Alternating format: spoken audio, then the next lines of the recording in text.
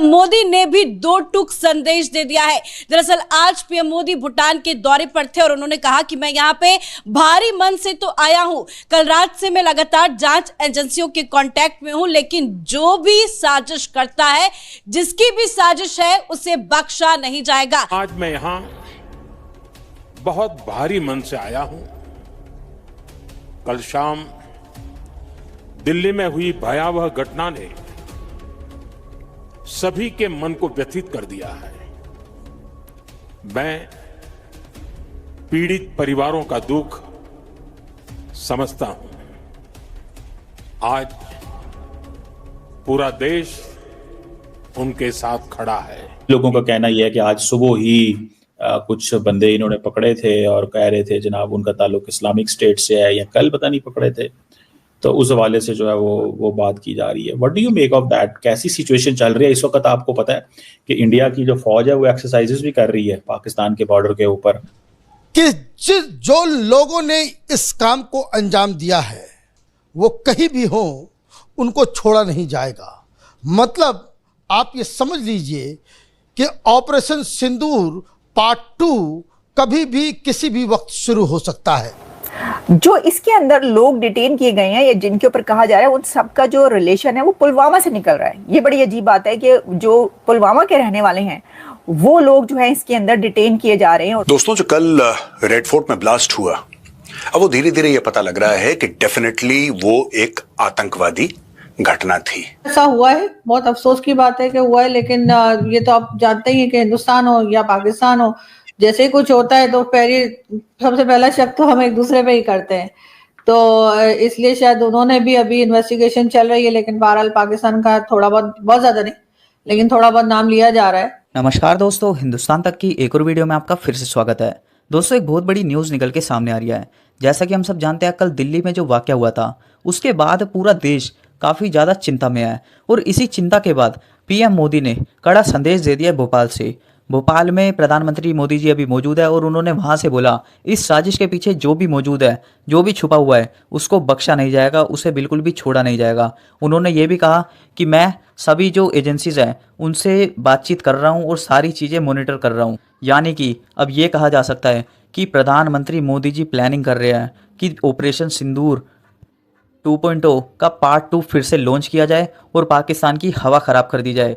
क्योंकि यही ऐसा वाकया हुआ था पुलवामा में। जब पुलवामा में ये चीज़ हुई थी तो उसके बाद प्रधानमंत्री नरेंद्र मोदी सभी के साथ जुड़े हुए थे और सारी जानकारी जुटा रहे थे, जिसके बाद भारत ने पाकिस्तान की हालत ख़राब कर दी थी। अब यही चीज़ दोबारा होएगी और पाकिस्तान तैयारी कर रहा होगा कि भारत कहीं हमारे ऊपर हमला न कर दे, जैसे हमने इनकी धज्जियां उड़ाई थी ऑपरेशन सिंदूर के अंदर। अब वही ऑपरेशन सिंदूर फिर से लॉन्च होगा और पाकिस्तान की अकल ठिकाने आएगी। और इसके पीछे अब पूरा नेटवर्क सामने आ गया है कि ये काम जैसे मोहम्मद के स्लीपर सेल के द्वारा किया गया, और कोई आज की बात नहीं, एक लंबी प्लानिंग के साथ ये काम किया गया। मुताबिक आप कैसे ये जो डेवलपमेंट है इसको देख रहे हैं? क्या नई डिटेल्स जो आई हैं उसमें कहा यह जा रहा है आपके जो प्रोब है वो टेरर प्रोब के तौर पर उसको लिया जा रहा है, कोई दहशतगर्दी का इसके अंदर एलिमेंट पाया जा रहा है? कुछ जो मीडिया चैनल्स हैं, खास तौर पर मैं इस पे स्ट्रेस करूंगी कि जो इंडिया का मीडिया है, मीडिया चैनल्स, वो काफी ज्यादा इसके ऊपर जोर दे रहे हैं कि जैश या कोई ऐसी जो ऑर्गेनाइजेशन या पाकिस्तान का नाम ले रहे हैं कि ये दहशतगर्दी का धमाका है, जबकि अभी तक हमें किसी अथॉरिटी या किसी गवर्नमेंटल लेवल पे कोई हमें ऐसी चीज नजर नहीं आती किसी ने ये कहा हो।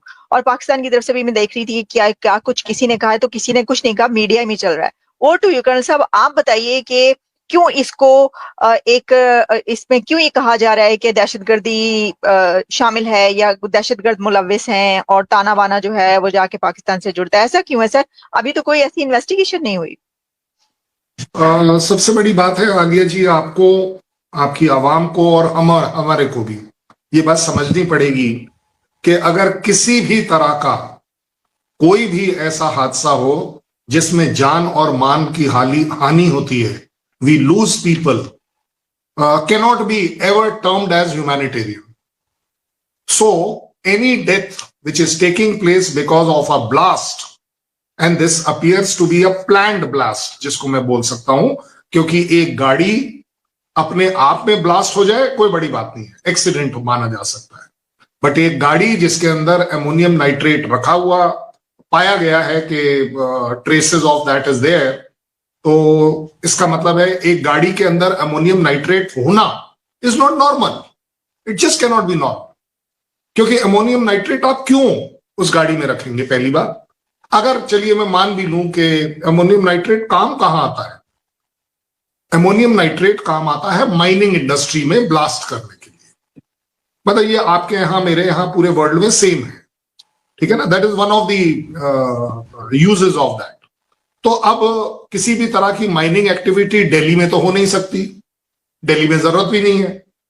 सो वहां से सवाल उठता है कि अमोनियम नाइट्रेट वो भी एक कार के अंदर, और वो car for whatever reason blast करती है।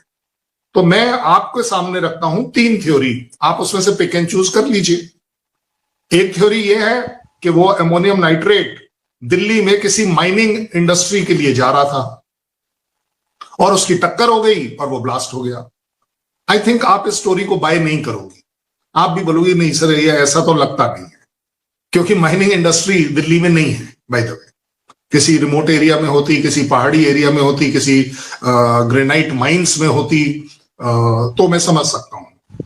नेक्स्ट पॉसिबिलिटी क्या है कि yes this is just a accident. अगर जस्ट अ एक्सीडेंट होता तो वो जो उस गाड़ी के अंदर का पेट्रोल और सीएनजी है सिर्फ उसी के ट्रेसेस पाए जाते कि yes there would have been no ammonium nitrate, then it would have been. Madam, Bharat के अंदर लाल किला के अंदर एक हमला हुआ है, हमला कह लें या इसको ब्लास्ट कह लें, जहां पे कुछ लोगों की 8-10 लोगों की जान चली गई है।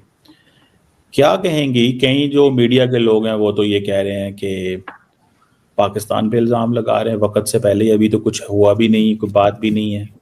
कई लोगों का कहना यह है कि आज सुबह ही कुछ बंदे इन्होंने पकड़े थे और कह रहे थे जनाब उनका ताल्लुक इस्लामिक स्टेट से है, या कल पता नहीं पकड़े थे, तो उस हवाले से जो है वो बात की जा रही है। What do you make of that? कैसी सिचुएशन चल रही है इस वक्त? आपको पता है कि इंडिया की जो फौज है वो एक्सरसाइजेस भी कर रही है पाकिस्तान के बॉर्डर के ऊपर, जिन्हें ट्रेशल एक्सरसाइजेस कह रहे हैं। 10 के करीब लोगों को कहा गया उनकी जानें गई हैं, और इसी तरीके से 20-30 के करीब लोग जो हैं वो जख्मी हुए हैं। लोगों से बात कर रहा था मीडिया, और वो बता रहे थे जो आसपास थे उनसे पूछा जा रहा था। तो बिल्कुल ऐसा हुआ है, बहुत अफसोस की बात है कि हुआ है, लेकिन ये तो आप जानते ही हैं कि हिंदुस्तान हो या पाकिस्तान हो, जैसे ही कुछ होता है तो सबसे पहला शक तो हम एक दूसरे पे ही करते हैं। तो इसलिए शायद उन्होंने भी, अभी इन्वेस्टिगेशन चल रही है, लेकिन बहरहाल पाकिस्तान का थोड़ा बहुत ज्यादा नहीं लेकिन थोड़ा बहुत नाम लिया जा रहा है कि उधर भी, उस तरफ भी हो सकता है कि उधर से कोई हो या वहां से सपोर्ट किया गया। जैसे हमारे यहाँ भी अगर कुछ हो जाए, चाहे वो टीटीपी वाले कर रहे हो या बीएलए वाले कर रहे हो, तो हम भी फौरन कह देते ना कि भारत फंड कर रहा है, भारत करवा रहा है, भारत चाहता है कि पाकिस्तान में गड़बड़ मची रहे। तो जाहिर है कि अगर आप इस किस्म की बातें करेंगे तो दूसरी तरफ से भी वही बातें होंगी, दूसरी तरफ से इसी किस्म की बात की जाएगी। अगर कुछ होता है खुदा न खास्ता तो वो बोलते हैं कि भाई लग रहा है पाकिस्तान की तरफ से कोई फंडिंग की गई है या पाकिस्तान गड़बड़ कर रहा है। लेकिन अभी तक उसके ऊपर फिलहाल तो कोई पूरी तरीके से कोई रिपोर्ट आई नहीं है। लेकिन हॉस्पिटल में वो अमित शाह साहब और कई दूसरे जो पॉलिटिशियंस हैं उनको दिखाया जा रहा था कि वो लोगों को जाके मिल रहे थे, जो पेशेंट थे या जो जख्मी थे उनको। होना नहीं चाहिए सर, दोनों तरफ मैं कहती हूँ नहीं होना चाहिए इस तरह से कि आप इन्वेस्टिगेशन से पहले ही जो है या कुछ सब। दोस्तों, चाहे प्रधानमंत्री नरेंद्र मोदी हो, रक्षा मंत्री राजनाथ सिंह हो, अमित शाह हो, सभी पूरी सिचुएशंस पर पूरी कड़ी निगरानी कर रहा है और अच्छे से नज़र रख रहा है। अब बैक हैंड पर यह तैयारी हो रही होगी कि पाकिस्तान को कैसे सबक सिखाना है।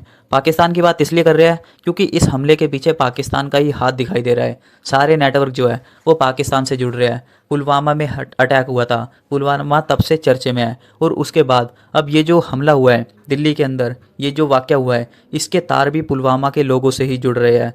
तो पाकिस्तान के पीछे अब भारत बुरी तरह पड़ने वाला है। बताया जा रहा है कि लश्कर और जैश का इस हादसे के पीछे, ये जो वाक़या हुआ है इसके पीछे उनका हाथ था। अब ये खुली छूट मिल जाएगी सेना को प्रधानमंत्री नरेंद्र मोदी की तरफ से कि ठोको पाकिस्तान को और जमकर ठोको, इनकी ऐसी हालत कर दो कि ये सोच भी ना पाए भारत में कोई ऐसा काम करवाने की।